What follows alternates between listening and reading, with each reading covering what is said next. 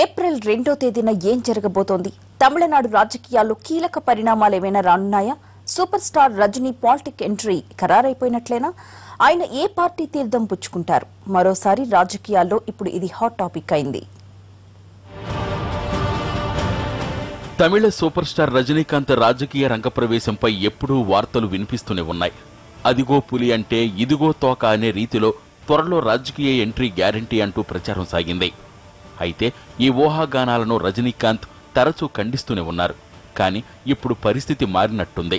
రజనీకాంత్ సతీమణి చేసిన ప్రకటన సంచలనానికి కారణమైంది. రాజకీయాల్లోకి వచ్చే అవకాశాలు లేకపోలేవని, సరైన సమయంలో ఆయన నిర్ణయం తీసుకుంటారని ప్రకటించారు.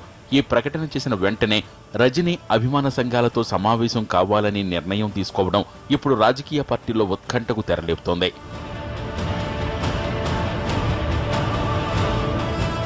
ఏప్రిల్ 2వ తేదీన రజనీకాంత్ అభిమానులతో సమావేశం కానున్నారు. అదే రోజున రాజకీయ అరంగేట్రంపై ప్రకటన చేస్తారా? మరో రోజున ఈ విషయమై స్పష్టత వస్తోందా అన్నది తేలాల్సి ఉంది. మరోవైపు సూపర్ స్టార్ బీజేపీలో చేరతారనే ప్రచారం జోరుగా సాగుతోంది. ఇది కేవలం ప్రచారం మాత్రమే.